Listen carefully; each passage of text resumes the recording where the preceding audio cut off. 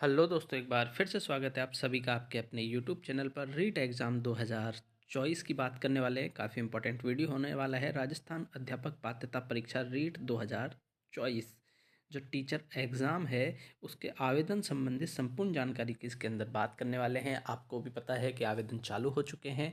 16 दिसंबर से 15 जनवरी तक आवेदन करने हैं। तो उसका एक फॉर्मेट है जो कि बोर्ड की वेबसाइट द्वारा जारी किया गया है। उस फॉर्मेट के अकॉर्डिंग आपको फॉर्म अप्लाई करना है।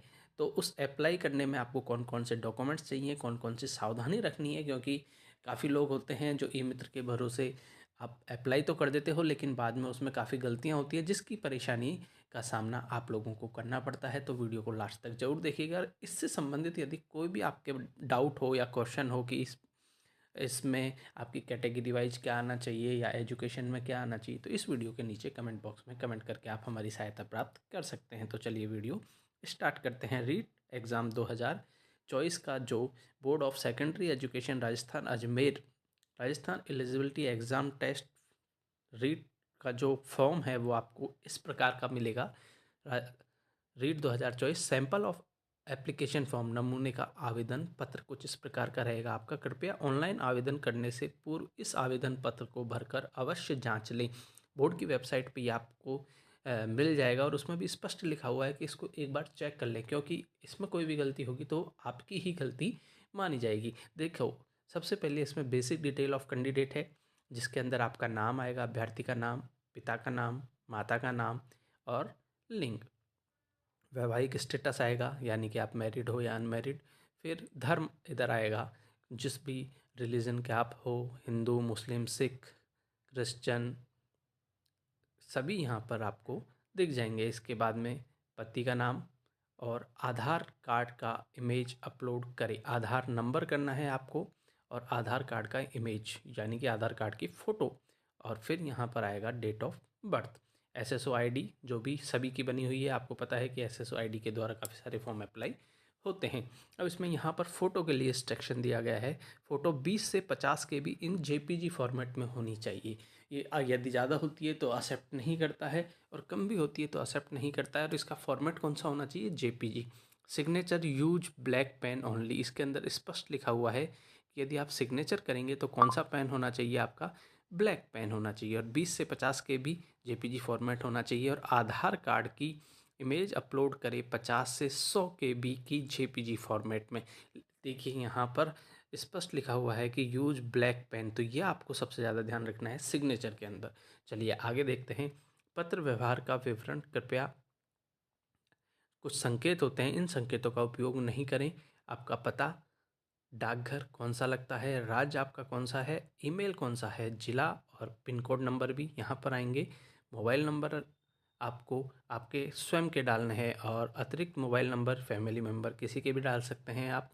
इसके अंदर क्या होता है, पिछली बार भी लिंक दिया गया था। पिछली बार आपको जो एप्लीकेशन फॉर्म फिल होने के बाद में आपके कुछ ओटीपी वगैरह आते हैं या आपके जो एप्लीकेशन नंबर आते हैं वो। और बाद में आपको क्या है कि जो आपके मोबाइल नंबर थे उसी पर शायद जो एग्ज़ाम एग्ज़ाम के लिए प्रवेश पत्र होता है उसका लिंक भेजा गया था। तो इसलिए आप सही मोबाइल नंबर डालिएगा।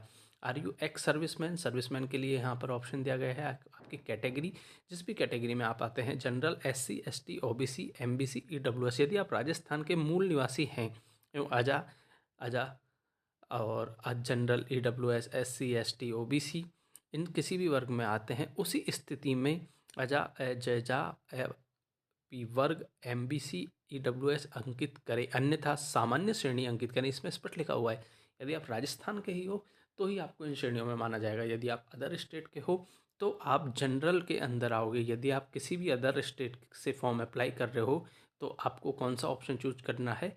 जनरल का करना है, चाहे आप किसी भी कैटेगरी में आते हो।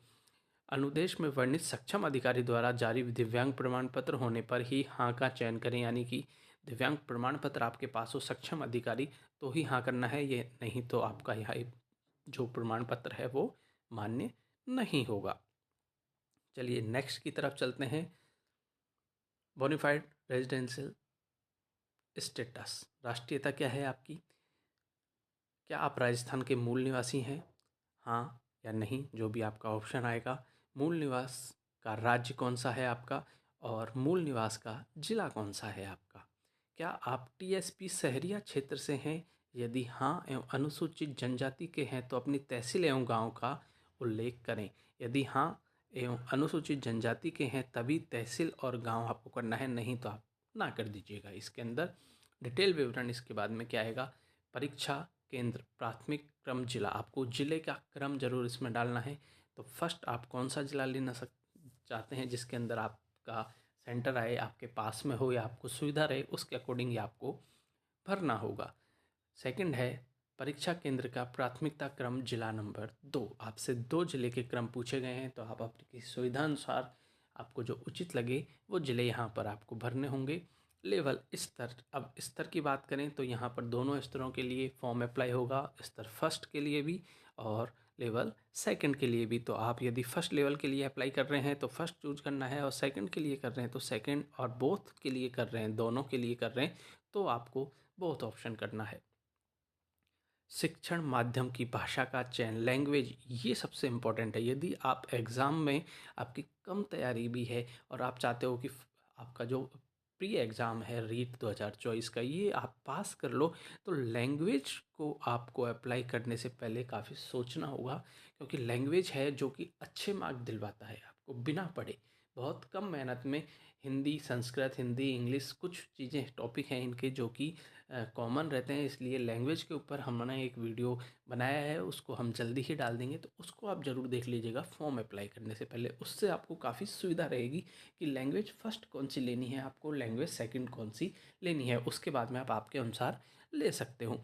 हिंदी, इंग्लिश, संस्कृत, उर्दू, सिंधी, पंजाबी, गुजराती, उक्त में से कोई एक, यानी कि इनमें से कोई भी एक लैंग्वेज आप लैंग्वेज फर्स्ट में ले सकते हो, और उक्त में से कोई एक हिंदी, इंग्लिश, संस्कृत, उर्दू, सिंधी, पंजाबी, गुजराती, उसमें से कोई एक लैंग्वेज जो भाषा फर्स्ट में चयन नहीं की गई, यानी कि आप भाषा फर्स्ट और सेकंड के अंदर है, सेम लैंग्वेज नहीं ले सकते। हिंदी और हिंदी 2 बार नहीं ले सकते, हिंदी इंग्लिश आपको लेनी पड़ेगी, हिंदी संस्कृत लेनी पड़ेगी, यानी कि फर्स्ट में जो लिया है वो सेकंड के अंदर नहीं ले सकते।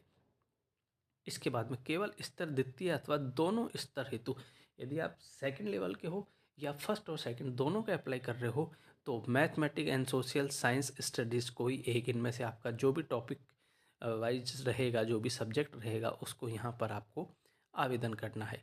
इसके बाद में आपको एकेडमिक क्वालिफिकेशन, जो आपकी शैक्षणिक योग्यता हैं उनमें क्या क्या पूछा है इसके अंदर देखिए। सेकेंडरी का आपको ईयर लिखना है, बोर्ड का नाम लिखना है, कितने पूर्णांक आपने प्राप्त करे हैं, प्राप्तांक आपके और प्रतिशत, ये चीज़ें सेकेंडरी की आएंगी, यानी कि 10th की। फिर उच्च माध्यमिक सीनियर सेकेंडरी की वही चीज़ें आएंगी, वर्ष, बोर्ड का नाम, संकाय यानी कि सब्जेक्ट आपका कौन सा था, पूर्णांक कितने थे, प्राप्तांक कितने थे और कितने प्रतिशत आपने प्राप्त किए। फिर ग्रेजुएशन का आएगा, ईयर, विश्वविद्यालय का नाम, सब्जेक्ट, पूर्णांक, प्राप्तांक और प्रतिशत। पोस्ट ग्रेजुएट यदि आपने की हुई है पोस्ट ग्रेजुएट भी तो उसका ईयर, विश्वविद्यालय का नाम, संकाय, पूर्णांक, प्राप्तांक, प्रतिशत।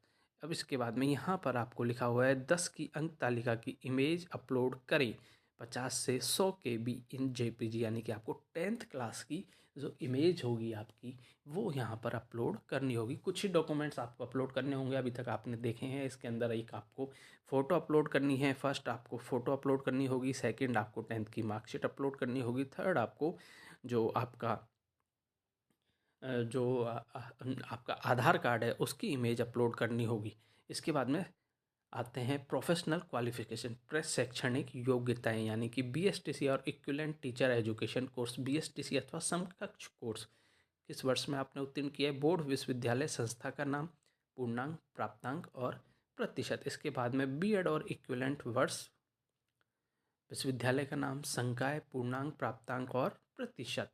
फिर इसके बाद में पहचान का शारीरिक चिन्ह, बॉडी आइडेंटिफाई मार्क, यानी कि एक आपको ऐसा मार्क यहाँ पर लिखना है जो आपकी बॉडी के ऊपर हो जिससे आपकी पहचान की जा सके। इसके बाद में जो रेड कलर में कुछ इंस्ट्रक्शन दिए गए हैं वो आप देखते हैं कि क्या इंस्ट्रक्शन बोर्ड के द्वारा स्टूडेंट को दिए गए। अभ्यर्थी अंतिम दिनांक का इंतजार न करे, चालान जमा कराकर अविलंब आवेदन पत्र ऑनलाइन भरकर एक प्रिंट अपने पास सुरक्षित अवश्य रखें। साथ ही अभ्यर्थी यह सुनिश्चित कर ले कि वे जिस स्तर के लिए आवेदन कर रहे हैं वे उस स्तर से संबंधित शैक्षणिक योग्यताएं रखते हैं। ऑनलाइन आवेदन में दर्ज की गई समस्त सूचनाएं सही है। तो ये चीज़ें आपको ध्यान रखनी है।